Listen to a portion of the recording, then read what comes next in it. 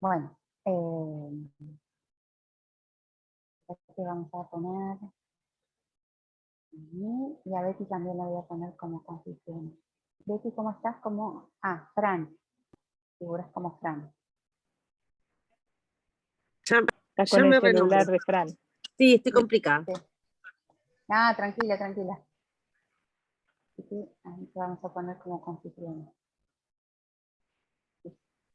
Bueno, otra vez, entonces ya estamos en el último tramo final del año. Este es el cuarto plenario de los casos de las fases clínicas presentados por la cátedra de Tercera. Así que bienvenidos, bienvenidas, y si quieren podemos realizar así la tarea. Primero vas a poner el grupo, creo que era, no me acuerdo bien, pero creo que era el B2, ¿no? El que exponía, sí, el caso. El grupo B2 exponía el caso y luego, si les parece bien, le sigue a continuación el grupo B5 y B9 para el trabajo de campo. ¿Sí? ¿Les parece bien? Bien. Bueno, Perfecto. están todos en condiciones de compartir pantalla, así que les invito a los estudiantes del grupo B2 que puedan hacer su presentación.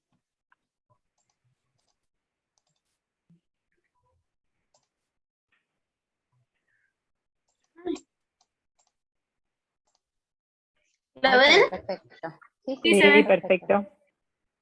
Bueno, entonces, primero que todo, buenas tardes. Y quería decir, somos la Comisión B2. Estamos a cargo de la profesora Gabriela Carrasco y vamos a presentarle el caso 4 de Santiago Moreno Charpentier, mejor conocido como Chano. Para este caso definimos el problema como la falta de información y capacitación de la población sobre la salud mental y queríamos enfatizar que hay una falta de información pero también de interés en temas que no sean, no solo también salud mental, sino también los casos que, otras situaciones que no estén con nuestra situación, que no estén ligadas a nuestra situación. También queríamos destacar la importancia de la salud mental, tanto como la salud física, y que la información que tengamos en nuestras manos, de este caso, nos va a ayudar a enfrentar situaciones que se puedan dar en otras situaciones, en otros casos. No sé si me llegaron a disculpar. Para la hipótesis 1, lo que la planteamos con lo que sabíamos, que ya no se encontraba sufriendo un brote psicótico y lo que no sabíamos de qué era ni por qué se ocasionaba. Entonces, planteamos la hipótesis que durante un brote psicótico la persona va a actuar de manera involuntaria y sin tener en cuenta de ello, y también dicho caso es provocado por una abstinencia prolongada de sustancias. Como objetivos de aprendizaje, también nos planteamos que nos propusimos aprender sobre las causas de los brotes psicóticos y buscar si hay capacitaciones para saber cómo actuar ante estos casos. Lo que encontramos es que los trastornos psicóticos se definen como las ideas delirantes o de referencia, que pueden ser de ideas de persecución y también como ideas delirantes. También se pueden presentar alucinaciones que mayormente son auditivas, pero también pueden haber unas sensoriales, y que esas se van a presentar sin conocimiento de su naturaleza patológica. También se pueden presentar unos falsos reconocimientos o unos estados emocionales anormales que pueden ir desde el miedo intenso hasta el éxtasis. Estas personas van a tener, cuando lo estén pasando, van a tener una claridad, pero también van a tener una cierta obnubilación de la conciencia sin llegar a un estado grave.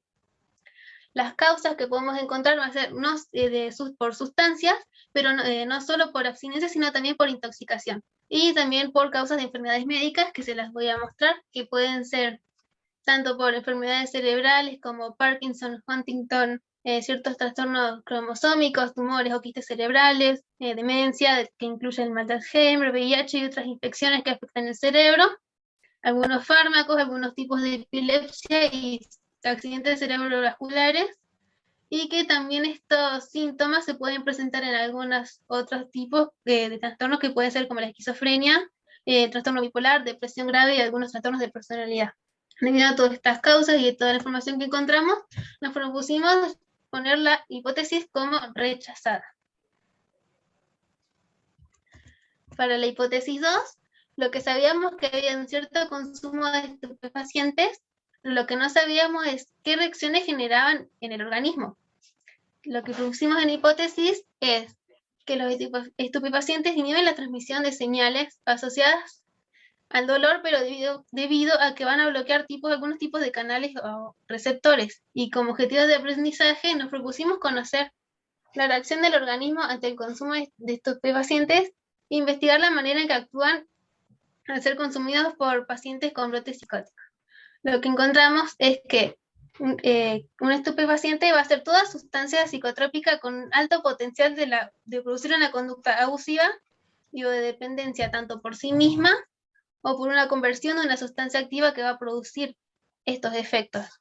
Estos van a actuar a nivel de los neurotransmisores, sí, pero también en cualquiera de sus 5 etapas. Puede ser entre su biosíntesis, su almacenamiento, liberación, su interacción con receptores y con la terminación de sus efectos. A nivel de la biosíntesis pueden ir actuando o modificando la captación de los precursores, tanto pueden aportar sustratos, pueden interferir en la enzima, pueden interferir con los cofactores o también pueden aportar algunos sustratos que van a producir unos neurotransmisores falsos. En cuanto a su almacenamiento, pueden inhibirlo o pueden desplazarlo, y en cuanto al nivel de su liberación, pueden inhibirlo o pueden estimularla. A nivel con interacción de su receptor también pueden ser de dos tipos, tanto agonista como antagonista. Y del tipo agonista va a unirse al receptor y va a imitar la unión, como si que va a ser una serie de sucesos que van a imitar la unión como de un regulador endógeno. Y el antagonista no la va a producir y también la va a interferir. Para terminar el efecto del neurotransmisor, lo que puede ser ya sea por recaptación, por degradación o difusión fuera de la síntesis del neurotransmisor. Y esto se va a modificar inhibiendo las enzimas o inactivándolas, inhibir la recaptación o inhibir la captación extraneural. Entonces, debido a todas estas causas, todas modificaciones, nos planteamos, y no solo a nivel de los canales o receptores, nos planteamos rechazar la hipótesis.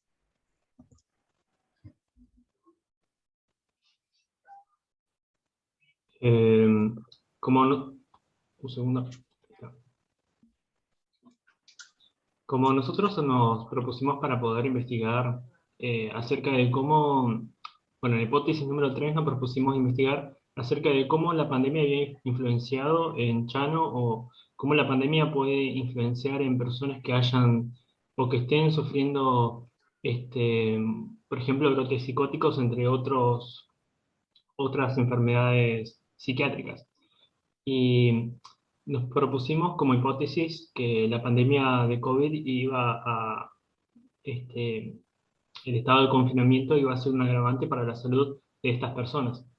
Bien, nos propusimos investigar en cuanto, por ejemplo, a los efectos de la pandemia, no solamente en personas enfermas, sino en personas que no estuvieran afectadas por algún tipo de enfermedad, y también conocer las consecuencias sociales que puede tener la pandemia y el confinamiento, ¿no? Entonces, como todos nosotros sabemos, la pandemia obligó a muchos gobiernos a tomar medidas de confinamiento para evitar que los sistemas sanitarios se colapsaran. Y indudablemente ese aislamiento social tuvo un impacto en la salud mental de todas las personas, no solamente en aquellas que fueron diagnosticadas. Y que especialmente estas personas que fueron diagnosticadas con enfermedades psiquiátricas sufrieron un mayor impacto, por así decirlo, ¿no? Como por ejemplo aquellas personas que sufrían ya de esquizofrenia y de trastornos bipolares.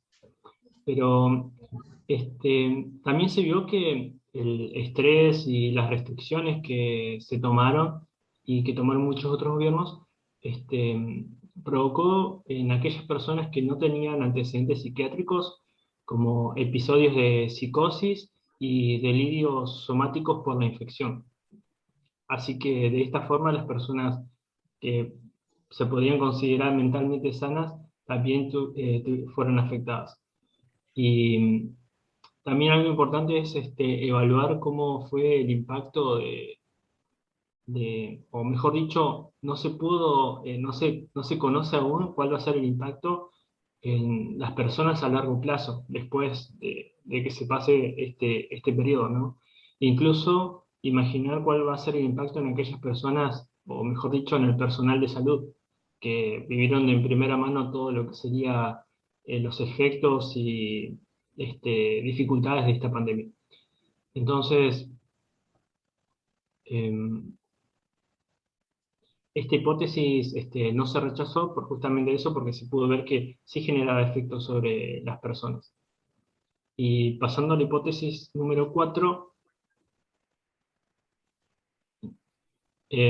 nosotros queríamos averiguar acerca de, por ejemplo, nosotros sabíamos que estas personas, bueno, que a la llamada de un disturbio familiar acudieron policías que estaban armados.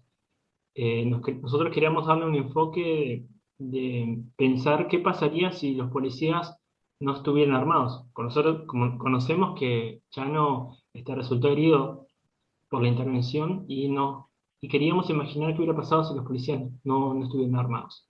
Ahora pensamos nosotros en, por ejemplo, otros casos en los cuales la persona haya muerto y pensamos, bueno, ¿qué es lo que pasaría si, o mejor dicho, cómo afectaría el número de muertes anual por armas de fuego si los policías no tuvieran armas reglamentarias de fuego?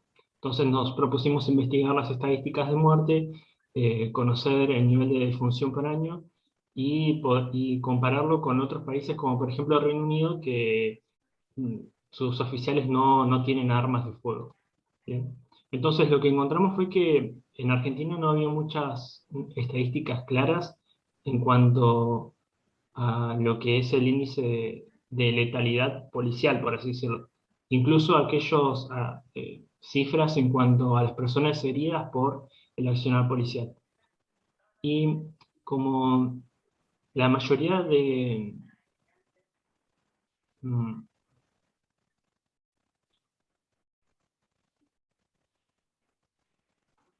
¿Cómo me puedo decir? Eh, Bueno, más o menos, como para hacer una comparativa, en el 2019 por armas de fuego resultaron resultaron muertas, perdón, en Argentina alrededor de 755 personas. En el Reino Unido, por el mismo valor, en 2019 fueron de 32 personas, una diferencia bastante grande entre ellas.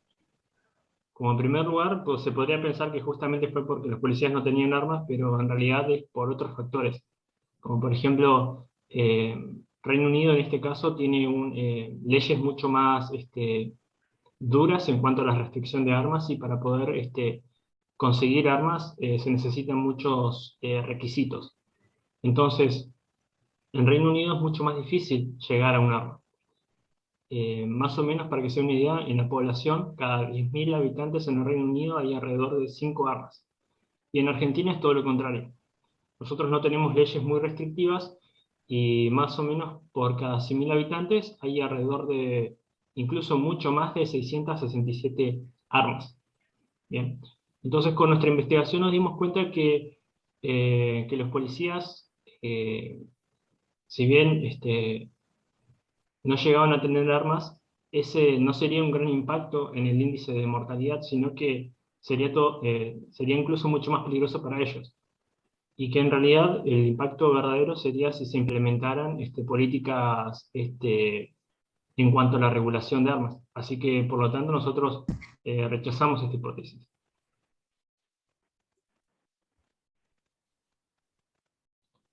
Y ahora pasando perdón. Voy yo. ¿Se escucha? Sí. Bueno, del caso de Chano, planteamos de lo que sabíamos, era que el policía, al sentirse atacado, actuó de una forma incorrecta y le disparó. A partir de eso, bueno, lo planteamos una pregunta que era: ¿cuáles son las capacitaciones que reciben las fuerzas policiales para actuar de forma correcta ante pacientes con brotes psicóticos? Y planteamos la hipótesis de que los policías a lo largo de su profesión van recibiendo distintas capacitaciones con el objetivo de aprender maneras correctas de actuar ante diferentes casos de problemas con, casos de problemas con pacientes de salud mental. Entonces, investigando, vimos que, bueno, desde sus estudios y a lo largo de su profesión, van recibiendo diferentes capacitaciones, y una de ellas, o sea, hay varias, pero una de ellas es el correcto abordaje de situaciones de crisis relacionadas a la salud mental. Bueno, estas actividades son propuestas por equipos interdisciplinarios, por profesionales de salud mental, de derechos humanos y también de cuidados integrales de salud y de la seguridad. Y además de ofrecerle herramientas y conocimientos a las fuerzas, lo que se intenta es estimular el vínculo que hay entre los agentes de salud y agentes de seguridad, para de esa forma mejorar el servicio ante posibles casos. También vimos que estas capacitaciones, además de las fuerzas policiales, también van a las fuerzas federales, ya sea Gendarmería, Prefectura Naval o la Policía Aeroportuaria. Y que en unos objetivos que planteamos que eran, si eran obligatorias, vimos que sí son obligatorias, ya que se basan en lo que es la Ley de Salud Mental y en la Resolución 506, que esa la voy a dar en la siguiente hipótesis. Perdón, igual esta hipótesis la aceptamos, o sea, no la rechazamos, ya que, bueno, vimos que las capacitaciones se dan, pero bueno, es según, obviamente, en cada persona cómo la recibe y cómo la efectúa después. Bueno, la hipótesis ahí está ahí.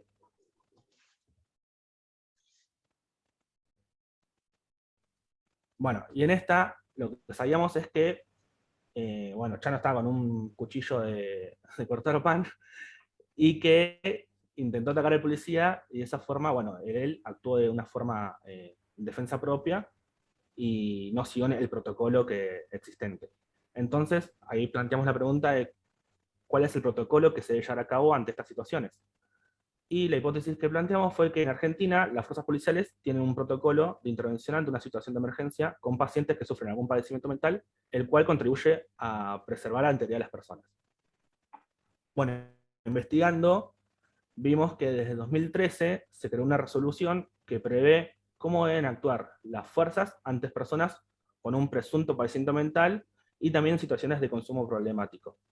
Bueno, esta resolución va a instar a que los integrantes de la fuerza de seguridad utilicen técnicas disuasivas y preventivas, y así poder proteger los derechos humanos de estas personas que tienen padecimiento mental, adicciones o consumos problemáticos, y también la integridad de ellos. Y a su vez también proteger la integridad de ellos mismos, de la fuerza, de los allegados de los pacientes y también de los agentes sanitarios. Y bueno, tiene una serie de puntos, de principios esta resolución, que la primera es que obviamente la fuerza física tiene que ser la última. O sea, solamente se puede aplicar ya sea cuando utilizaron todas las otras técnicas y ninguna dio resultado. Así que esta hipótesis no la rechazamos.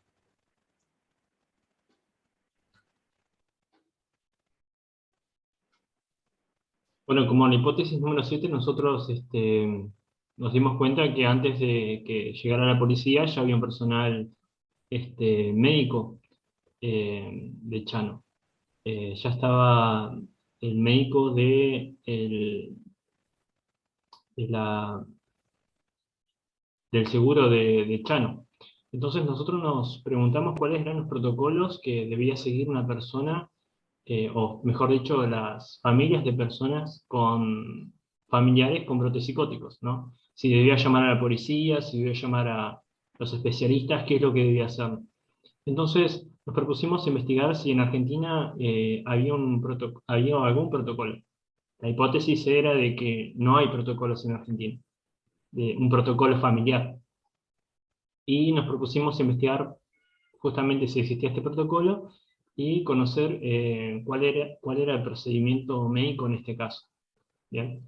Entonces, como de la investigación nosotros nos dimos cuenta de que no hay un protocolo y no se pudo encontrar. Además que las investigaciones, o mejor dicho, la investigación arrojó de que la información en cuanto a lo que son estas enfermedades psiquiátricas no estaba al alcance de los familiares. Es decir, que, por ejemplo, a medida que nosotros empezamos a investigar, nos dimos cuenta que la información solamente salía bajo una investigación muy profunda. Y la mayoría de la información solamente estaba en otros idiomas. Además, el tipo de información que se proponía en muchos casos eran provenientes de blogs y de periódicos o de fuentes periodísticas que sus fuentes no eran muy confiables. Entonces, como no tenía una base empírica. Entonces, esto va a imposibilitar que los familiares puedan reconocer, por ejemplo, si su familiar está teniendo un episodio psicótico y que ellos le puedan llevar a un profesional de salud, ¿no? E incluso la información en cuanto a ellos qué hacer durante un brote psicótico. Porque muchas personas, muchas personas que tienen un familiar con brote psicótico no saben qué tienen que hacer. Bien. Entonces, dentro de los materiales que nosotros encontramos recomendaciones de una ONG estadounidense en cuanto a brotes psicóticos. Y daba recomendaciones como, por ejemplo, que durante el brote psicótico se le debe explicar a la persona, se le debe recordar, por ejemplo, quién es, en dónde está, y se le debe explicar como el tratamiento que esa persona necesita. Y también lo que está pasando. Se le tiene que, por ejemplo, ayudar a reconocer esos indicios. También ayuda, explicaba de cómo las personas pueden ayudar a su familiar. Por ejemplo, esto va a ser un proceso en el cual la persona con esta enfermedad o este trastorno mental va a necesitar mucha paciencia y amor. Además, durante este proceso, los familiares, por ejemplo, luego de un episodio, van a necesitar un periodo de adaptación y recuperación después de ese ataque, ¿no? Por ejemplo, en el caso de la madre, es normal que después de un tiempo, no sé, por ejemplo, pueda presentar algún temor hacia el Chano, ¿no? Pero este material brindaba mucha mayor información y de manera mucho más fácil de entender a una persona que quiera informarse. Lamentablemente estaba en inglés. Ahora, por ejemplo, en el accionar del médico, los médicos debían eh, encararlo con tres estrategias. Primero, con una estrategia de un abordaje terapéutico, quiere decir como, por ejemplo, dialogando con la persona, tratando de entender qué lo llevó a ese brote y, y sin tener ningún tipo de juicio de valor, ¿bien? Y evitar el enfrentamiento. Y tratar por ese medio de que esa persona pueda calmarse. Y si no, por ejemplo, un abordaje de psicofármaco, por ejemplo, si la primera estrategia no funcionó, se le debe administrar el medicamento que la persona usa o si no algún tranquilizante. Bien. Y como tercera estrategia, ya como última opción, sería la sujeción mecánica, básicamente sujetarlo para que esta persona no se haga daño ni que haga daño a los demás. Entonces, este, bajo esta investigación, se encontró que justamente en Argentina no había un protocolo, así que se aceptó. Y me olvidé de modificar la hipótesis número 7, porque dice no rechazada, pero se aceptó. Está bien. Cuando se acepta, se dispone no rechazar. Para no rechazar. Bueno, como conclusión, queríamos destacar que lo indispensable es la divulgación correcta sobre la importancia de la salud mental, que muchas veces la dejamos de lado y nos olvidamos que es tan fundamental como la salud física. Bueno, investigando y buscando, vimos que existe el protocolo propuesto por el Ministerio de Salud, por el Ministerio de Seguridad, y la resolución 506. Pero bueno, muchas veces este protocolo no se lleva a cabo por falta de conocimiento, falta de capacidad, o también por una falta de empatía que puede existir. También queríamos destacar que, bueno, desde hace mucho y en la actualidad, las personas con padecimientos psíquicos o con adicciones o con consumos deben batallar día a día con el estigma que les presenta la sociedad por sufrir estos trastornos o, bueno, las adicciones. Y va a provocar consecuencias negativas para ellos y también para su familia, llevando a situaciones de crisis o, bueno, en este caso como la de Chano. Es por eso que a partir de esto pensamos en que se debe estimular y mejorar la coordinación entre los agentes de tanto de salud como los policiales, y también es importante, además de a ellos, educar e informar a la comunidad para saber reconocer y actuar de una forma mucho mejor ante estas posibles situaciones de urgencia con pacientes que sufren algún padecimiento mental. Así que nada, eso. Muy bien. Muy bien. Bueno, muchísimas gracias. Muy buena presentación, si te parece, Juan, no sé quién estaba compartiendo pantalla. Si puede dejar un momentito de Aplausos. compartir pantalla, sí, nos vemos todos y aplaudimos toda la presentación de los compañeros. Aplaudimos todos los profes. Lástima que se va enseguidita la mano, no sé por qué se va enseguidita el aplauso. Sí, está enseguidita. Bueno, excelente trabajo, chicos y chicas. Muy buen planteo del problema. Les voy a hacer una pregunta al resto de los grupos que nos acompañan. Si han tenido alguna otra hipótesis, aparte de las que ya plantearon los compañeros, que fueron un montón, fueron 7. ¿Alguien que quiera compartir algo, alguna hipótesis que hayan planteado y que acá los compañeros no lo hicieron? O si el problema que plantearon los compañeros es distinto al que plantea el resto de los grupos, como para intercambiar un poquito. Hola, profe, yo soy del grupo B5. Hola, Alén. Nosotros también tuvimos hipótesis parecidas, así de problemas de capacitación de personal, de las armas de fuego que hubo, pero más que nada capacitación del personal. A nosotros nos toca trabajo de campo, pero igual hicimos las hipótesis y eran bastante parecidas a los compañeros. Bien, ¿alguien hizo alguna hipótesis relacionada con la herida de arma de Sí, fuego que sufrió? Digamos, ¿qué parte Sí, también. vitales, nosotros órganos también, vitales? profe. Bien, pueden También compartirlo. nos relacionamos con eso. La idea es compartir Bien. alguna hipótesis que no sean similares, digamos. Si Claro. quieren compartir una hipótesis novedosa, no las que fueron similares, sino compartir alguna hipótesis diferente a la que compartió el grupo. Seguramente todas tuvieron hipótesis similares. La idea es compartir una hipótesis diferente.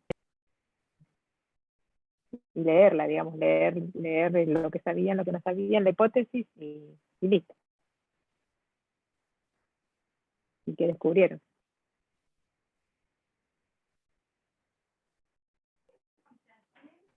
¿Quieres leer alguna, Len, o Belén, que está ahí señalando? Ahí vamos a compartir pantalla y la vamos a leer. Sí.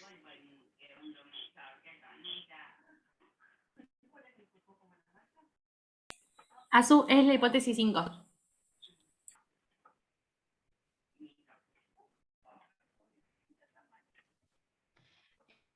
Bueno, lo que sabíamos, pusimos que Chano recibió un tiro en el abdomen, y en lo que no sabíamos pusimos cómo abordar un brote psicótico para su tratamiento, y después qué nivel de impacto tiene una...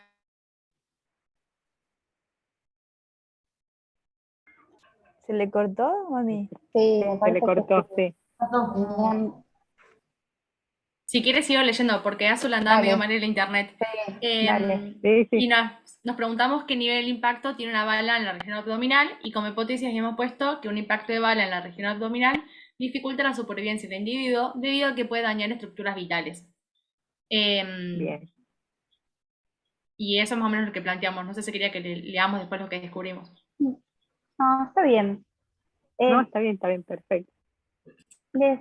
A ver, como para repasar, ¿no? Como ya estamos en el caso 4, y le digo acá a mis compañeras tutoras, repasar la metodología de ABP, ¿no? Así como en líneas generales. ¿Se acuerdan, chicos y chicas, qué cosas debíamos tener en cuenta? ¿Cómo debían ser las preguntas? ¿Cómo debían ser redactadas las hipótesis? ¿Se acuerdan de eso? Esto lo pregunto en general, ¿sí? Sí, profe, nos acordamos.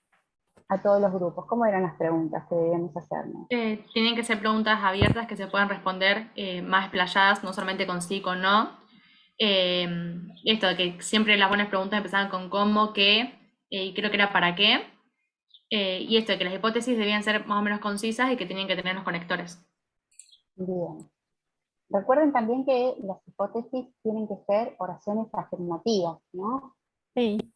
No, nunca poner los condicionales o verbos en condicional. ¿Sí? Universales también. Estaría o debería, eso no. ¿Estamos de acuerdo? Ujú. Y Como para universales, dijo reforzar Ale. la metodología, digo, ¿no? Esto es Está así bueno, como de líneas última generales. que pongamos la... Chicos, si pueden poner rápidamente la hipótesis 4, porque esto nos ayuda a repasar a todos para el examen. Ahora, así viste que a veces uno visual le queda como... Claro. Sí, la idea es reforzar la metodología, ¿no? Acá. Uy. Uy, se fue. La cual dijiste, Gaby, la La Sí, cuatro. acá está la 4. A ver, ¿cómo deberíamos haberla escrita, no? La pregunta no está mal. Pero la hipótesis, ¿cómo la deberíamos tener escrita para que deje de ser condicional, ¿no? Ese si dejaran. Las hipótesis tienen que ser Sara ni afirmativas. causaría, oraciones tendría que afirmativas. cambiarlo por algo positivo, digamos. Claro.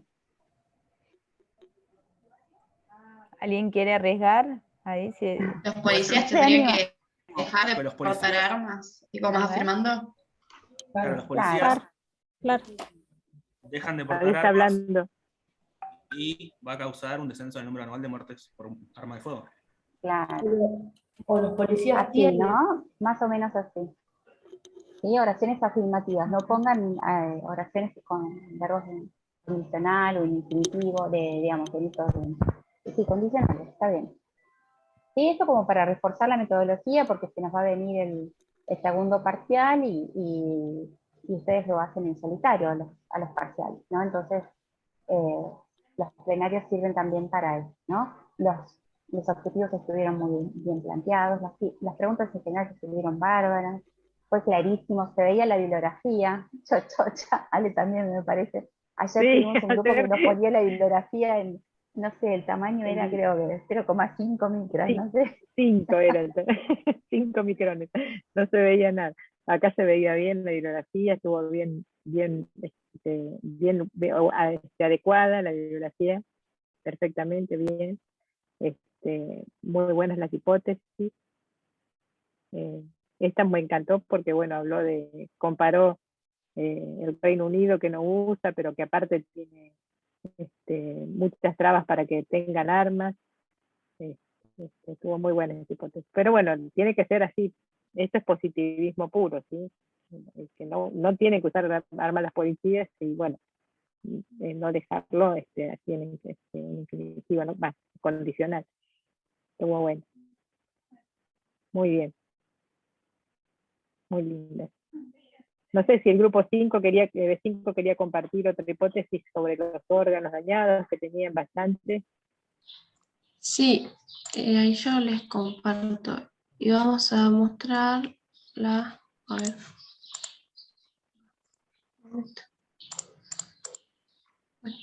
Ahí voy. Está hablando, está hablando. Está conversando. Ahí está. Compañerito. Ahí la ven, ¿no? Ahí va. Sí. Sí, ahí se ve. Ah, ahí se ve, ahí está. No, que otra de Ahí las está. hipótesis que también habíamos estado hablando un grupo fue con respecto a la lesión del riñón, que, bueno, debió ser extirpado entonces, y habíamos planteado como pregunta, ¿no? ¿Cuáles eran, bueno, las complicaciones que tiene una persona que vive con un solo riñón y si debido a esta condición debe realizarse diálisis?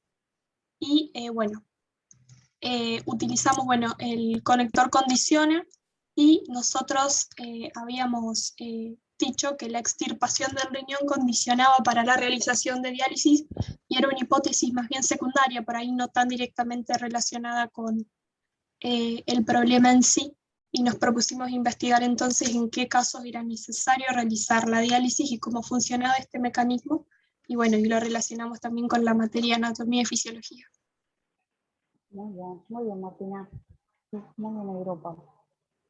Ayer Alejandra hiciste una pregunta que a mí también me impactó en el otro plenario de los jueves, ¿qué les había parecido a ustedes, estudiantes del segundo año de medicina, el haber trabajado obviamente con un caso, con un paciente que existe de verdad, que tiene nombre, apellido, que vive acá en Argentina, que no vive en la zona? ¿Qué les pasó a ustedes, no? De estar viviendo y trabajando un caso que realmente existe. Y con esta No es de temática. papel. Claro, y con esta temática, ¿no? Estuvo bueno porque teníamos muchas cosas con las que trabajar, mucha investigación.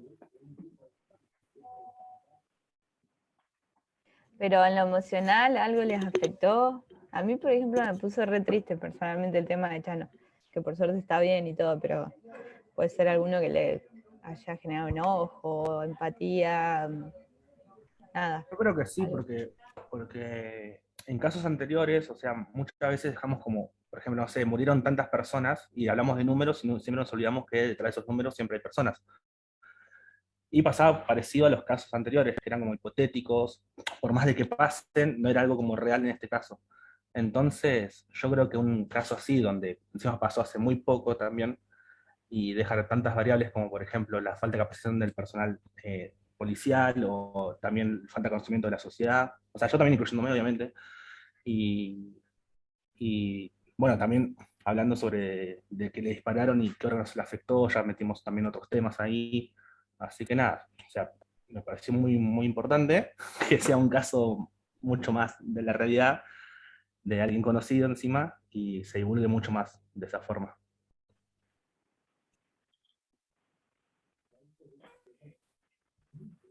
Genial, Juanpa. Maru, ¿querés que pasemos ya al trabajo de Bueno, campo? sí, si ningún estudiante más quiere dejar su opinión, su apreciación, podemos pasar perfectamente. Ah, estuvieron bien con el tiempo también, ¿no? Eso también hay que Sí, cumplieron con el tiempo, la presentación estuvo muy clara, muy linda. Eso nos olvidamos decirle, se veía muy bien. Quizás, bueno, lo que dijiste ayer, Maru, de los gráficos, ¿no? Que por ahí hablar en abstracto, no sé si quieres comentarlo. ¿Cómo? No me acuerdo, ¿qué dije tantas cosas? ¿Cuál era? No, que ayuda mucho en la presentación, es una ayuda para ustedes los que presentan, sí, claro. poner imágenes.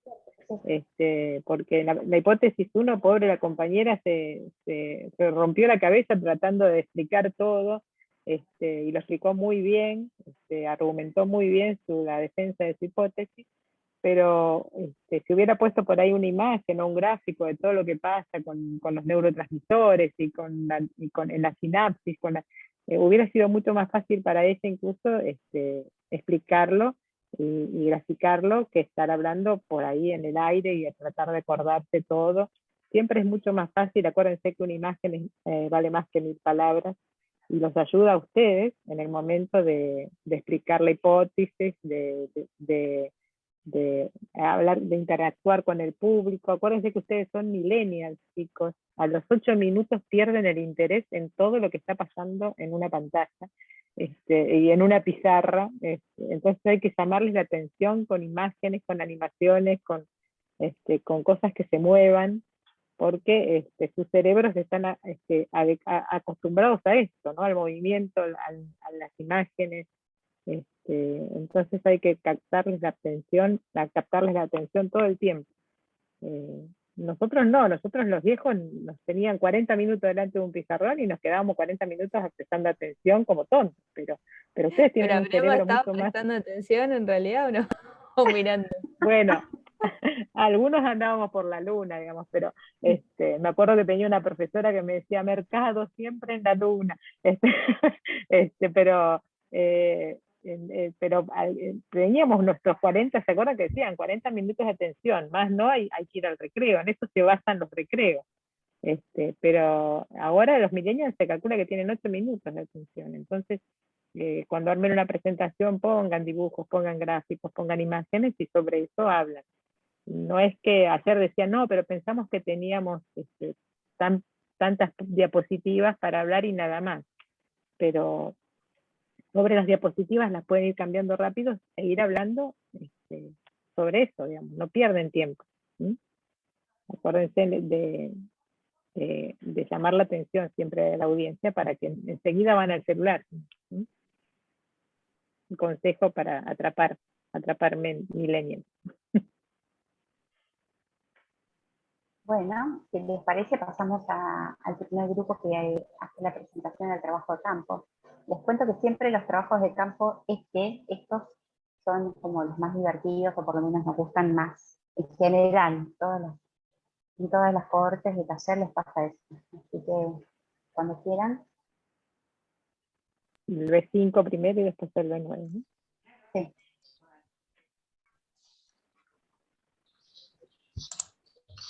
Bueno, nosotros somos el grupo B5. Vamos a poner Martina, Ana, yo, Anabela y María José, y vamos a hablar sobre este trabajo relacionado con el caso de Charo, que lo que hicimos fue buscar publicidades de bebidas alcohólicas, elegimos 3 y las analizamos en cuanto a las estrategias publicitarias que utilizaron y cómo intentan manipular al público para consumir ciertas bebidas. También al final agregamos como un bonus track una pequeña reflexión sobre cómo fue cambiando las publicidades de los cigarrillos. Okay.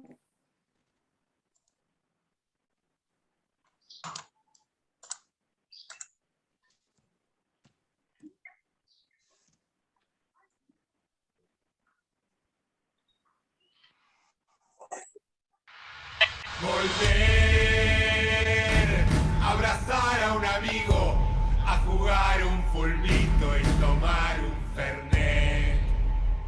Abrir la puerta de los bares, a bailar hasta el alba, a saltar en la cancha, los viejos saliendo a comer con los nietos. Volver. Por la vida, a reírnos de todo, dame otro fernet.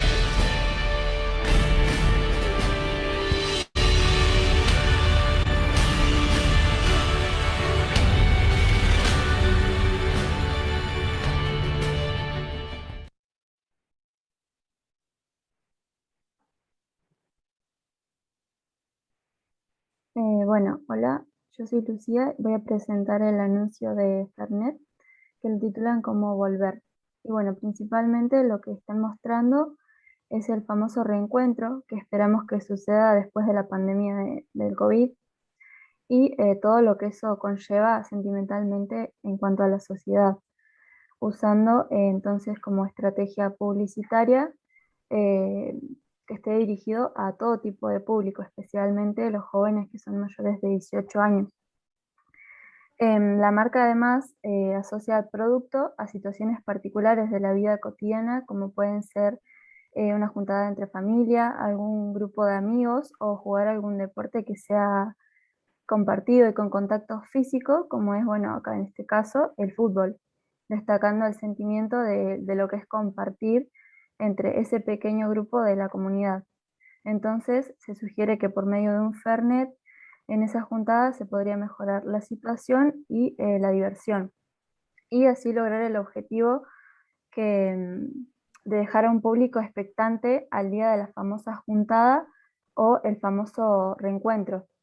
Este objetivo que plantea la marca es dejar como que sea importante destacar porque muestran a un público directamente con estilos de vida y valores que están relacionados a ser familiero, fiestero o en este caso futbolero.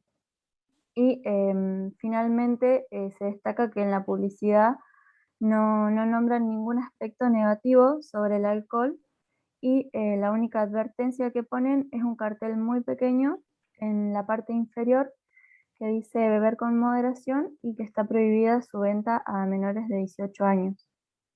Ana, ¿querés pasar? Bueno, y acá pusimos una diapo a modo de relajar la presentación que habla sobre el Fernet. ¿Es en serio esta nota? No lo había visto. No, es un chiste. Ah, sí, va. Señoras y señores, hay tiro libre peligrosísimo. ¡Qué sufrimiento, por favor! 5 jugadores del...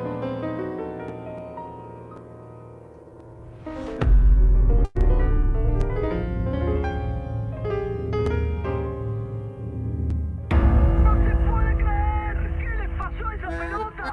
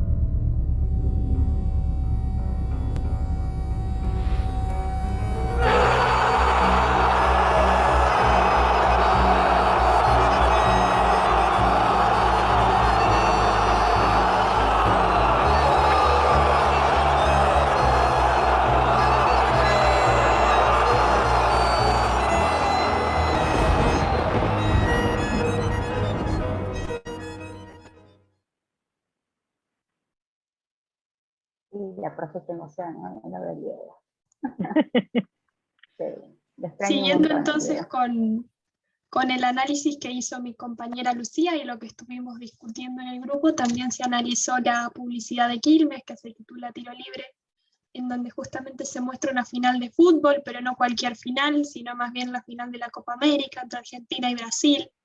Está asociada al deporte y justamente la idea del anunciante es manipular las emociones, ¿no?, del televidente argentino, ya que justamente ese gol o cuando el jugador patea la pelota se le atribuye a que ese redireccionamiento de la pelota supuestamente fue por Dios, o que imagínate si lo que hacía así en la cancha, lo que hace en el cielo, o cómo jugamos al fútbol con Dios en el cielo, si es que verdaderamente existe. Entonces eso es lo que trata de mostrar la publicidad.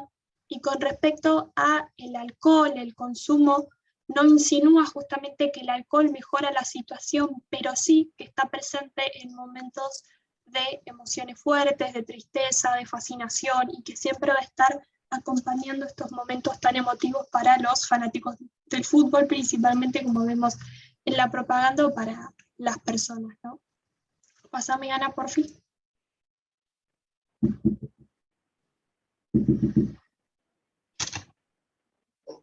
Bueno, y lo que también estuvimos analizando fueron las estrategias publicitarias que encontramos principalmente en la propaganda de Quilmes, como por ejemplo lo que es la segmentación, la diferenciación, la personalización, la identificación, lo explícito, lo implícito, ¿no?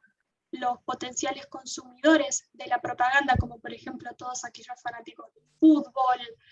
Con respecto a la segmentación, la población argentina que es fanática de este deporte y principalmente de Maradona, que es lo que se quiere mostrar, cómo se identifica el pueblo argentino, ¿no?, que es fanático de este deporte, de este gran jugador de fútbol. Se asocia también la marca de la cerveza con el valor social de ser futbolero, el estereotipo de argentino futbolero, y también estas emociones que se comparten a través de esta bebida alcohólica.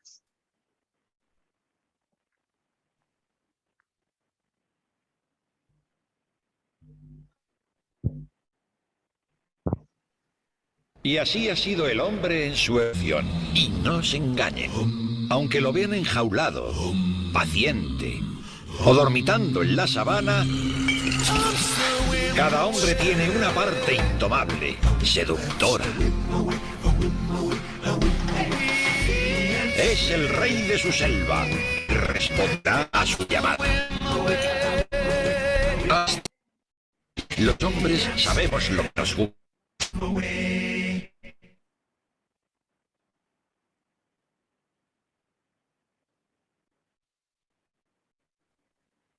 Bueno, nosotros igual hicimos un análisis sobre el video de la cerveza Amstel que se titula como Los hombres sabemos lo que nos gusta. Y bueno, en este anuncio se muestra un estereotipo de hombre fuerte y que sabe lo que le gusta, que por ser un hombre se tiene que tomar una cerveza de la marca que se anuncia y luce como un hombre exitoso. Bueno, igual en este anuncio se sugiere que el alcohol se vive como un disfrute después de estar cansado, después de llegar al trabajo o de ir a acompañar a una mujer a hacer las compras, etc. Y muestra que lo mejor es tomarse una cerveza y que eso le va a hacer bien. También acá se muestra como un hombre más heteronormativo, más fuerte y salvaje, que es el que elige la cerveza Amstel. Siguiente, Ana, por favor.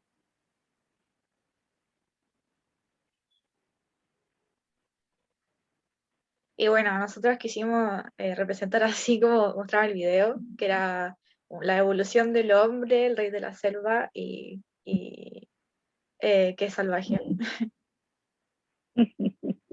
Siguiente, Ana, por favor.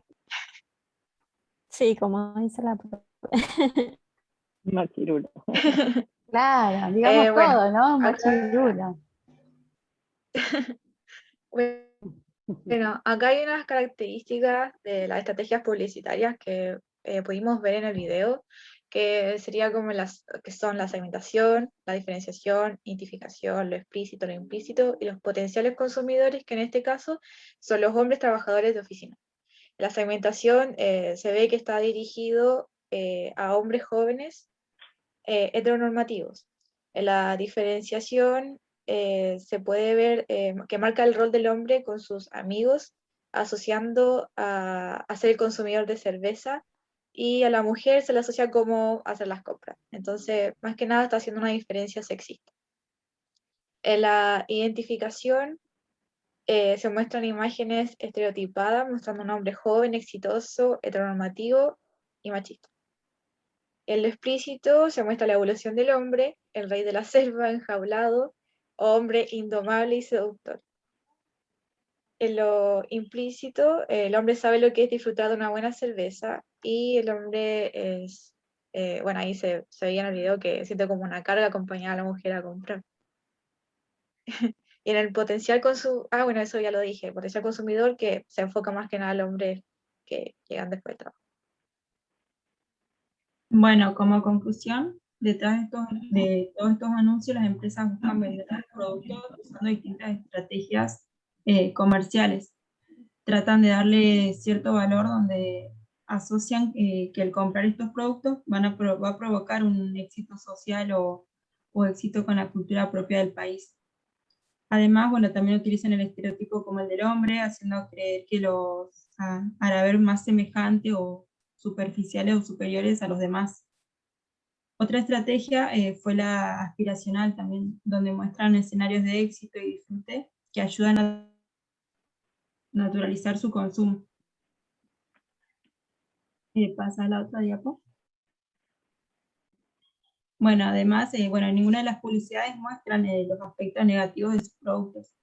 Capaz aparecen, como se veía en la imagen, ciertas recomendaciones, pero siempre van como que en letra chica, que bueno, no es suficiente para la población.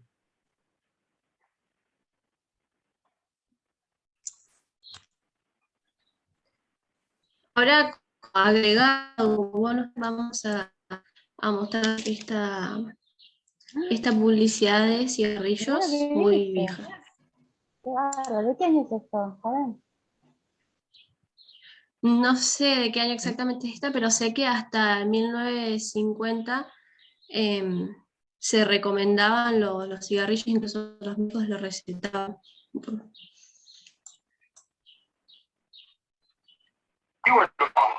You know, if you were to follow a busy doctor as he makes his daily round of calls, you'd find yourself having a mighty busy time keeping up with him. Time out for many men of medicine usually means just long enough to enjoy a cigarette. And because they know what a pleasure it is to smoke a mild, good-tasting cigarette, they're particular about the brand they choose. In a repeated national survey, doctors in all branches of medicine Doctors in all parts of the country were asked, "What cigarette do you smoke, doctor?" Once again, the brand named most was Camel. Yes, according to this repeated nationwide survey, more doctors smoke Camels than any other cigarette. Why not change to Camels for the next 30 days and see what a difference it makes in your smoking enjoyment? See how Camels agree with your throat. See how mild and good tasting a cigarette can be. You know, if you were to follow a busy doctor as he makes... Bueno, entonces, como decía, también en 50 fueron promovidos como saludables los cigarrillos. Incluso se recetaban y bueno, salían estas publicidades así diciendo que cigarrillos fuman los médicos, como si fuese algo que hace bien a la salud. Y bueno, como muchos, incluso hoy en día se desayunan una coca con un cigarrillo, pero esas cosas han ido cambiando en el tiempo, no se fuma tanto como antes ahora, y creemos que es gracias a ciertas políticas que se han tomado en el tema, como por ejemplo prohibir fumar en ciertos lugares, en los lugares cerrados públicos, o las imágenes y ¿cómo se llama esto? Los carteles diciendo que fumar causa cáncer o que causa diabetes que causa el cigarrillo, y sobre todo de las publicidades, esta ley 26.687 que se dice que se prohíbe la publicidad, promoción y patrocinio de las cosas elaboradas con tabaco, de los cigarrillos. Entonces creemos que esto es muy bueno, o sea, llevar estas políticas así, no de prohibir los cigarrillos, sino de prohibir la publicidad, de decir la verdad, decir qué cosas malas causa el cigarrillo, han dado un buen resultado y también nos pareció algo esperanzador para pensar que puede llegar a pasar también lo mismo con las bebidas alcohólicas, prohibirse este tipo de publicidades que veíamos que manipulan a la gente, que de cierta forma te juegan en lo psicológico obligándote a tomar alguna bebida alcohólica, y cómo con políticas se pueden modificar eso. Entonces pusimos como de reflexión en la que entendemos que el cambio es bueno, que no es fácil, pero que es bueno y que sería bueno que se lleven esas mismas medidas para las bebidas alcohólicas. Gracias. Muy bien.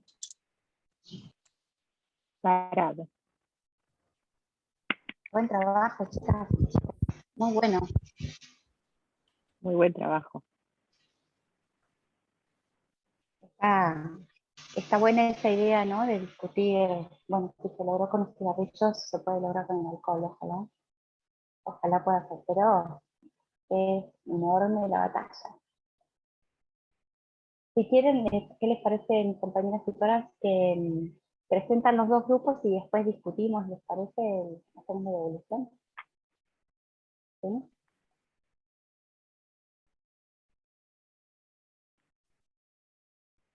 Sí, profe. Bien, el D9 quiere hacer la presentación y después hacemos la devolución de los dos grupos de trabajo de campo. Sí, profe, ahí comparto. Sí.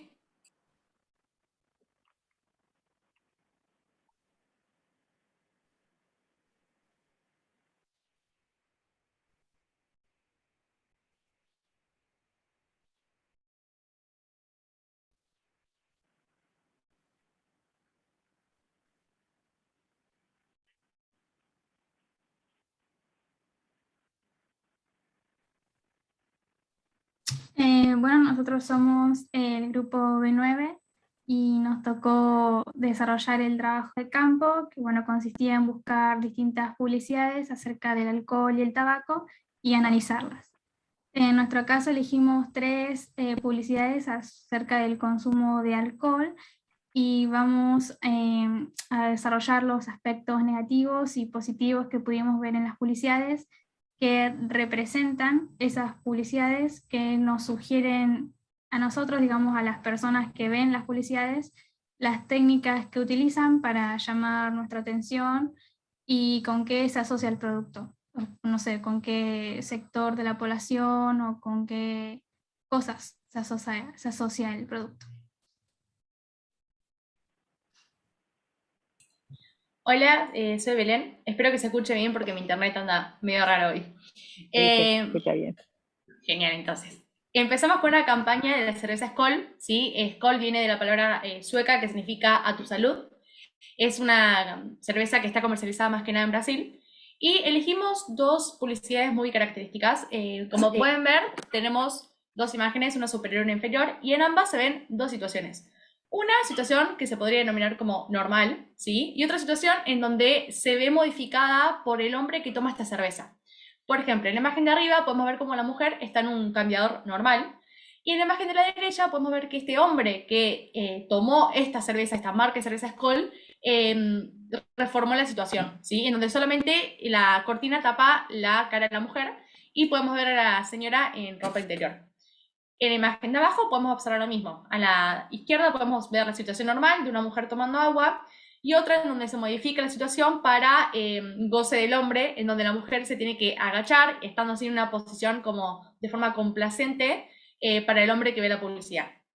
El tipo de estrategia publicitaria que podemos encontrar fue el de modelo aspiracional, ya que muestra que el tipo de, más que nada, de las personas que toman esta cerveza pueden conseguir mujeres como ellas, pueden tener ideas ingeniosas, ¿sí? Podemos observar además que la cerveza no está en primer plano en estas publicidades, está en un costado, chiquita, no es que dice el nombre Skol en las paredes o en la cortina, ¿sí? El principal hincapié es la mujer, sexualizándola y usándola como un objeto de atracción, ¿sí? Esto también fue algo como que nos repercutó mucho. Ahora, esta campaña fue muy criticada, como se imaginarán, y a medida que pasa el tiempo, los pensamientos también cambian. Entonces, la cervecería Skol como que vio atentadas entonces su figura y que empezaron a bajar las ventas. Y para esto dio como un giro en la historia, que crearon una contracampaña, ¿sí? Que fue dada por 7 publicistas mujeres. Ori, si me apretás 2 veces más, así aparecen las otras. Como podemos observar, a la izquierda tenemos las imágenes o las publicidades viejas que se usaban y a la derecha las imágenes que se están usando ahora, que son las reformadas por estas mujeres, en donde se las viste, sí que eso es lo principal, porque en todas las publicidades que ellos tenían la mujer aparecía en malla, en ropa interior, y además aprovechan el momento para poner frases que inspiran a las mujeres, como en la imagen de arriba, el futuro femenino, en la imagen de abajo, mi cuerpo, mis reglas. Entonces, las campañas nuevas de Skol ponen en debate cuál es el papel de la mujer en la publicidad. Porque la mayoría de las mujeres, en la mayoría de las publicidades de cerveza, la mujer no toma la cerveza, es la que la lleva, es la que la compra, es la que está parada al lado del hombre que toma esa cerveza. Entonces nos lleva a replantearnos para qué compramos esa cerveza. ¿Compramos porque nos gusta o por la idea que nos vende o porque queremos tener esa misma situación y pensamos que no la podemos hacer o obtener sin tomar esa marca de cerveza? Entonces, la misma campaña invitaba también a otras compañías de cerveza que piensen cómo, o se propongan nuevas ideas sobre cómo llevar su producto de manera, por así decirlo, sana, ¿sí? Que no involucre, en este caso, a mujeres sexualizadas o que no involucre otras cosas, sino que solamente se centre en el producto y en lo que es. Y eso sería todo de esta publicidad.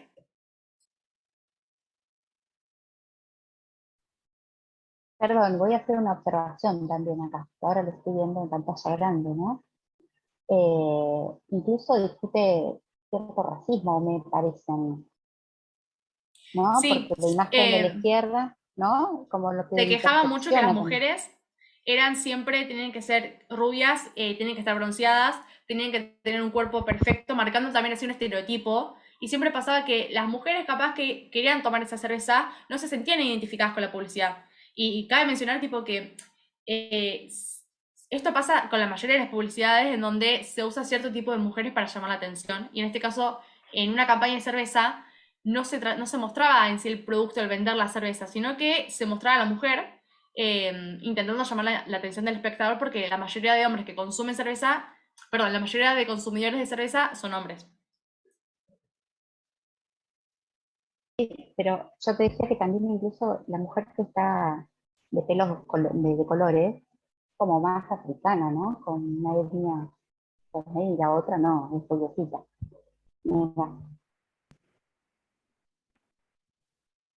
Sigan, ¿eh? No interrumpo más. te Quería prometo. compartir el video, pero no se me sale la barrita de arriba. Y no puedo poner la publicidad. Fíjate si O la de- podés mover con el mouse para abajo. Tipo, la agarrás toda y la movés. Ah, ahí está. Ahí se está viendo, ¿no? Sí, sí. Ahí sí.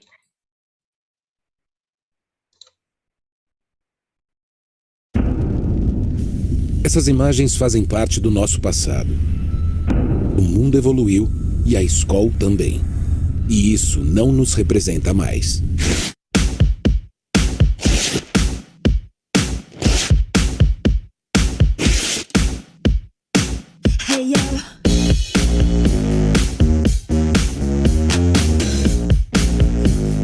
Eu aceitei esse convite porque é importante desconstruir estereótipos, preconceitos.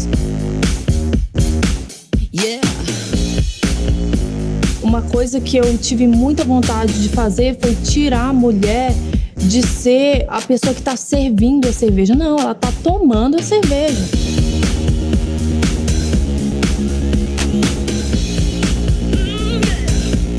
Que bom que a gente está aqui para dialogar sobre isso, porque eu acho que o primeiro passo é o diálogo.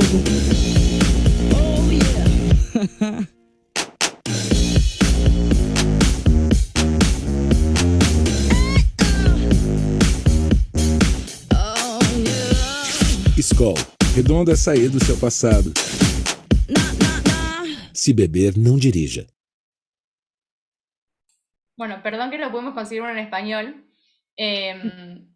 Más o menos, tipo, lo que habla, esto de que, bueno, lo que repetía antes, que Skol también evolucionó con el mundo, las mujeres marcaban lo importante que es romper con estos estereotipos, y que el primer paso era hablarlo, era mostrarlo y hacer frente a esta situación.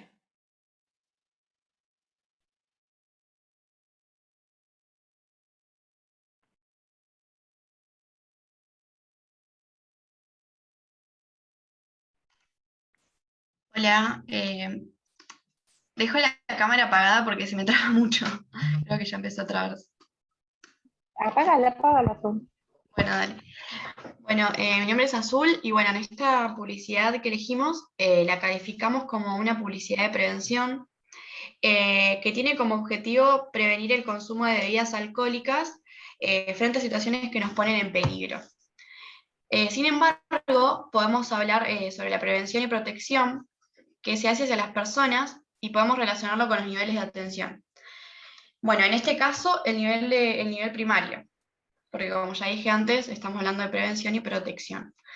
Y también podemos observar que la finalidad de esta publicidad es promocional e informativa, ya que nos transmite un concepto positivo sobre la imagen y la idea de la marca y la empresa anunciante. Y a su vez podemos ver que busca ser original a la hora de destacar cosas que vimos cotidianamente en nuestras vidas. Y un punto muy importante es la función persuasiva que tiene, que debe convencer al consumidor de que este producto es mejor que la competencia y que resolverá una necesidad del consumidor o va a mejorar su vida. Y en este caso sería el consumo de alcohol de forma controlada y de que no sea al volante.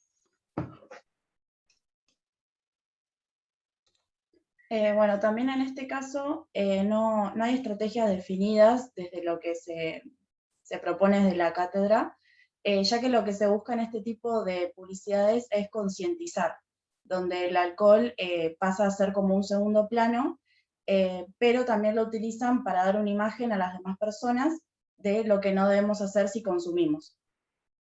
También se lo puede llamar como antiestrategias, porque acá no se trata de generar contenido para que la gente compre, o no se trata de enfocar dicha publicidad para algún tipo de personas en la sociedad, sino lo que se busca es que nos informemos y veamos lo que pasa y las consecuencias que lleva el hecho de consumir y hacer cosas que están fuera de nuestro alcance, como ahora vamos a ver en la publicidad, y que no podemos controlar ya que estamos bajo el efecto del alcohol.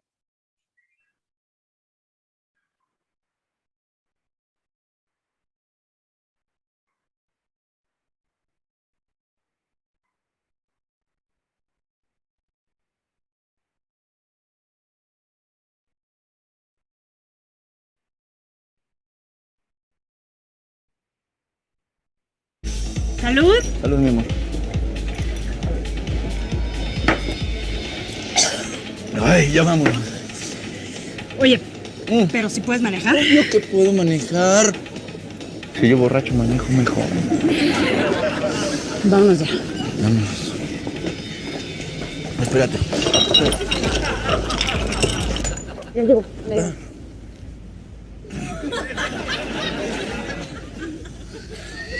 Gracias, joven.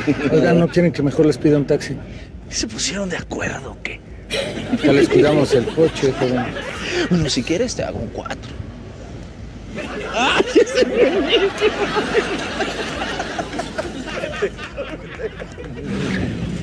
Golosa, golosa.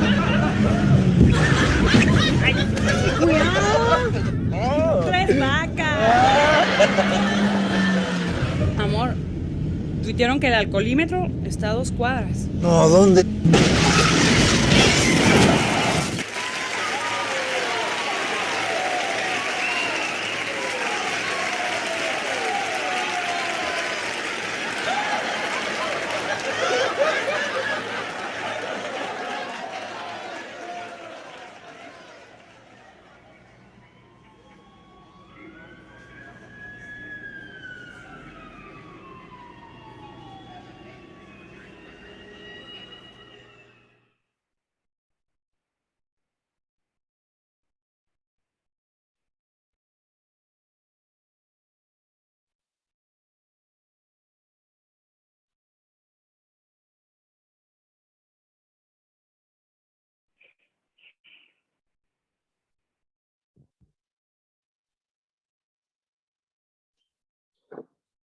¿Querés, Ori, pasar primero la propaganda, por fin?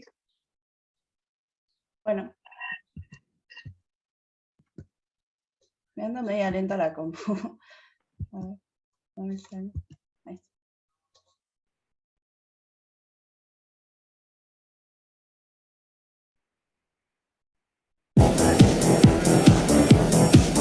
Che, narigón, creo que estamos en una propaganda de Quilmes.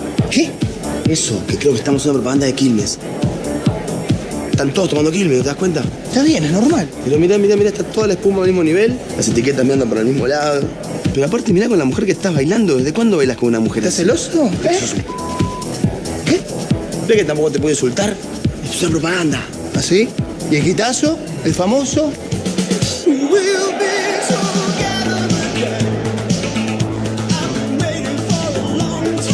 Y ahora seguro que ve la parte que 2 chicas nos miran desde la barra en cámara lenta.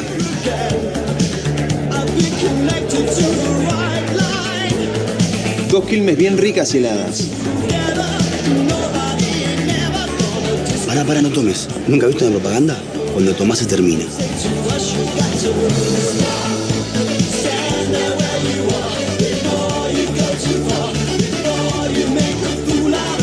Ahí tenés. Y hasta que explota el logo, locutor. Quilmes, el sabor del encuentro.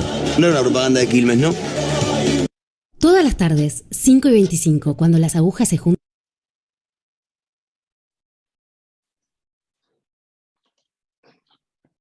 Bueno, como vimos en esta publicidad, se relaciona mucho el consumo de alcohol con todo lo que es la diversión, el humor, la fiesta y todo lo que la están consumiendo, lo están pasando bien y están disfrutando del momento. Entonces podemos decir que se está promoviendo el consumo de alcohol, ya que se lo relaciona con todas estas cosas bastante positivas, dejando de lado cualquier aspecto negativo que también puede surgir en este contexto. Y también encontramos que se relacionaba con estas estrategias, por un lado la personalización, ya que todas las propagandas de Quilmes son como bastante características, y esta propaganda juega justamente con eso de que ellos se dan cuenta que están en una propaganda de Quilmes y no de otra marca, ¿no? Siempre con estas estrategias ingeniosas, los personajes divertidos, graciosos, y la típica frase de Quilmes, Quilmes es el sabor del encuentro, que los caracteriza bastante. Después la identificación, por otro lado, ya que muestra este estereotipo de jóvenes adultos de fiesta, con los amigos, que es como el lugar donde pertenecen y donde deberían estar, y supuestamente que mediante el consumo de esta bebida la van a pasar mejor. Y también modelos aspiracionales, ya que muestran cómo obtener ciertos beneficios, por ejemplo, por este consumo de Quilmes, como más confianza, o las mujeres también que muestran ahí más lindas o como hegemónicas, digamos, que bailan con ellos, que supuestamente serían inalcanzables en otras situaciones, o las chicas que también nos llaman de la barra, y reiterando siempre esto, que la van a pasar mejor consumiendo este producto. Y por último, también queda en evidencia que no muestra ningún aspecto peligroso que puede suceder también en esta situación, ya que, por ejemplo, están todos de fiesta y después seguramente se van a ir a sus casas, como la propaganda que vimos anteriormente, y no pone ninguna advertencia al respecto de la concientización de consumo de bebidas alcohólicas al volante. Y lo único que menciona, que en realidad pasa bastante desapercibido, es eso del límite de edad para su venta, que está ahí apenas en letras chiquititas abajo de las imágenes, ¿no?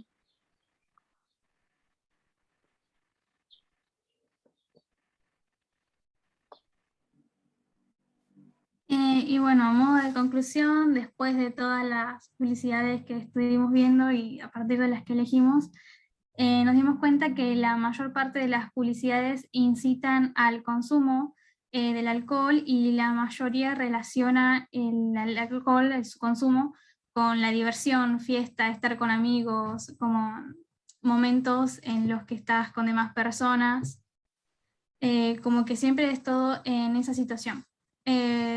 También encontramos ciertas campañas de prevención contra el consumo de alcohol, incluso hay ciertas marcas, digamos la propia marca de la cerveza sacó publicidades de cerveza sin alcohol para los que manejan, ¿no?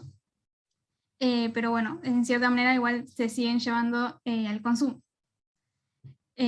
Pero bueno, también están las campañas que ya van directamente al hecho de tener conciencia a la hora de consumir, de tener conciencia al volante y tener cuidado con cómo uno lo relaciona con la vida cotidiana al consumo. Y bueno, también en el alcohol, además de relacionárselo, como son las publicidades que llevan al consumo, se lo relaciona con la fiesta. En las que son de campaña se lo relaciona con accidentes automovilísticos, la violencia de género, bueno, con la sexualización de la mujer, también con cuestiones de salud y bueno, cosas así. Bien. Muy lindo. Muchas gracias. A ustedes, felicitaciones. Muy buenas, chicos. Muy buen trabajo también. Sí, los dos grupos han presentado cosas interesantes, muy interesantes. Les hago una pregunta. ¿Ustedes ya habían analizado así propaganda? O sea, no sé si ven mucha tele, esto lo dije ayer también, pero cuando ven tele o les aparecen las propagandas cuando están mirando YouTube, ¿se ponen a ver las propagandas así con ojo crítico? ¿Les había dado por ahí? O sea, Yo no. Es más, tipo, si me aparece en YouTube las salto, pero si las veo en claro. la tele es como que las miro así como por encima, pero nunca me puse a analizar hasta ahora.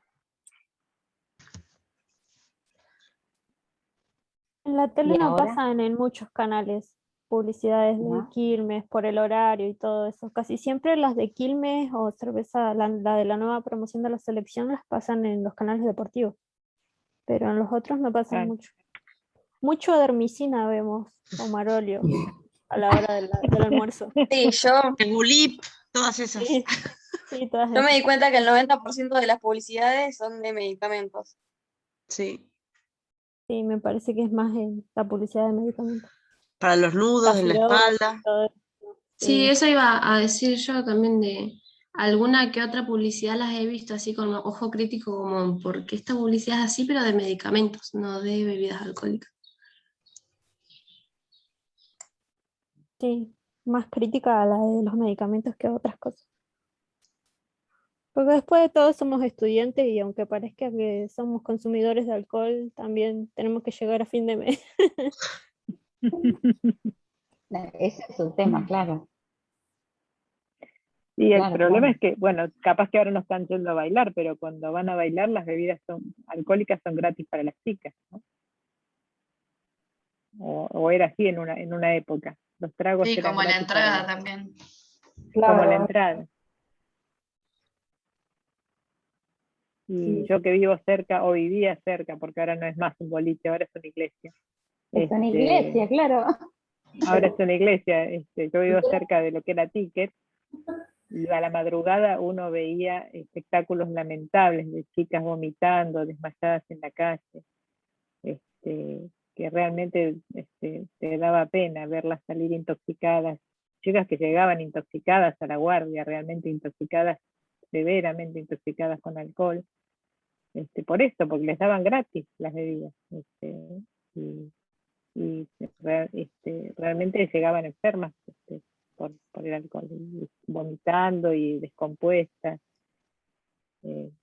porque las mujeres tenemos menos tolerancia al alcohol que los varones, ¿no? Y si encima te lo dan gratis, y bailás, transpirás, tenés sed, el agua es carísima, porque el agua no te la daban gratis, el agua vale más cara que un trago, bueno, se daban estos espectáculos. Ahora son iglesias evangélicas. ¿Cómo cambió la energía, no? ¿Cómo cambian las cosas? Ha cambiado un poco las cosas. Pero esas son trampas también que te hacen, ¿no? Para que consumas más.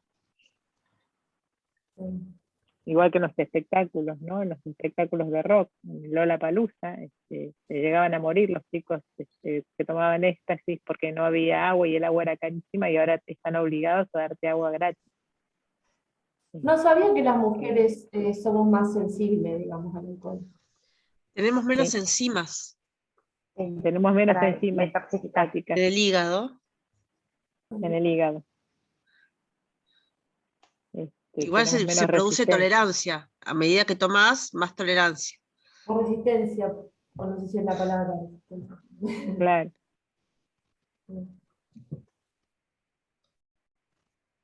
Es así. Bueno, Igual pero la estrategia de mercadeo de las empresas de cerveza era bajar el límite de inicio de empezar a tomar cerveza a los 13 años, que es cuando empiezan la escuela secundaria. Digamos, esa era la estrategia, para que tomemos más y antes. Eso hablábamos ayer con los chicos. Y preguntábamos a qué edad habían empezado a tomar cerveza. Y la mayoría decía a los 15, 16 años. Igualmente yo digo, que vos decís ahora, pero antes me acuerdo que mis abuelos en el campo, a mis primos varones le daban una gotita de vino tinto con soda. Y tenían 11 años. A mí no, porque era mujer. Viste, era como... Claro, pero era obvio. como muy normal que los chicos, varones, chiquititos, tomen un poquito así de vino con la soda, que ahora es una locura. Sí. Y bueno, después de un tiempo deja de ser, de parecerme normal, pero era una locura. Sí, era una locura, sí.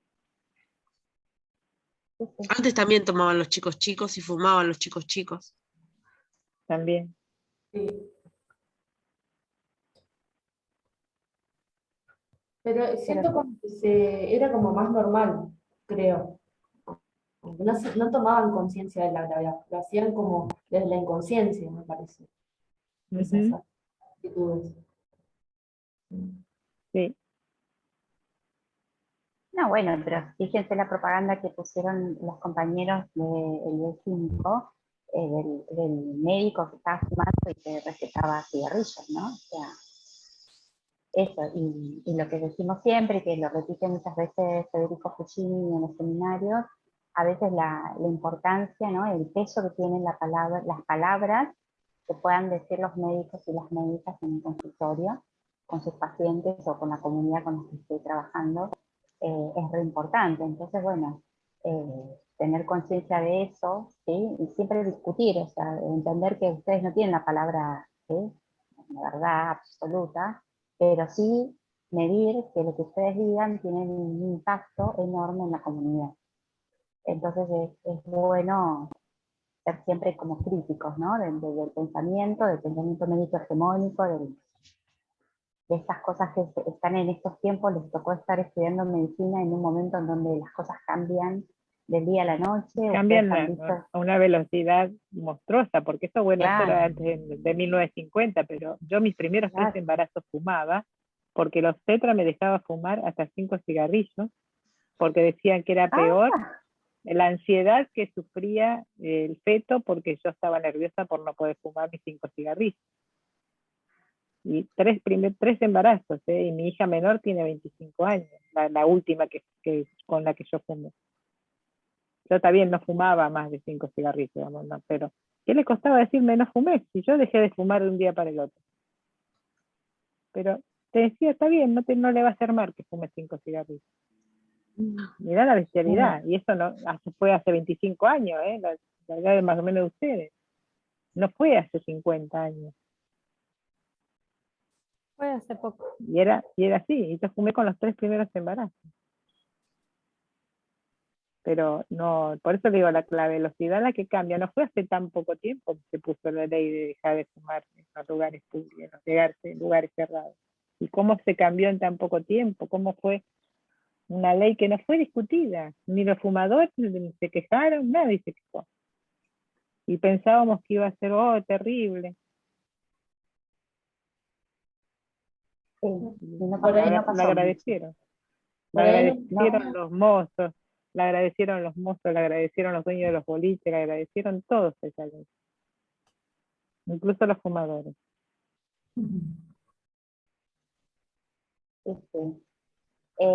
Me parece que también, bueno, hay que ir como por ese camino, ¿no? La de la educación y tratar de, obviamente, predicar con el ejemplo, ¿no?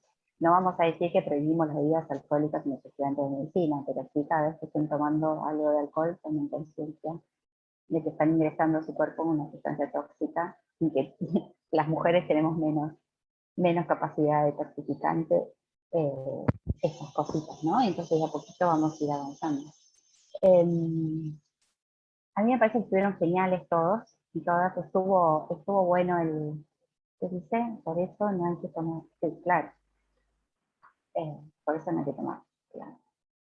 No hay que tomar en exceso, no es que no hace falta hacer abstemio, digamos, no hay que emborracharse, ese es el concepto. No hay que perder el control. Uno puede, tampoco hay que ser abstemio, pero no hay que perder el control, no es necesario emborracharse, porque a veces no queremos pecar de exagerado, digamos, no predicamos, sino que hay que estoy ingresando una sustancia tóxica, un brindis, un vinito en el asado, una cerveza, pero tampoco llegar a intoxicarte. Hemos visto a los estudiantes de medicina llevando cajones de cerveza para festejar la fiesta y no es cuestión tampoco de tomar hasta que estés intoxicado. Han pasado cosas gravísimas en la Facultad de Medicina, no sé si se enteraron de violaciones, expulsiones de estudiantes, terribles por el alcohol, nada más por el alcohol. Por el consumo de alcohol o drogas. Por el consumo de alcohol, ¿sí? Se expulsó a un compañero, una cosa terrible que fue por el consumo de alcohol, ¿sí? Porque el compañero no sabía que tenía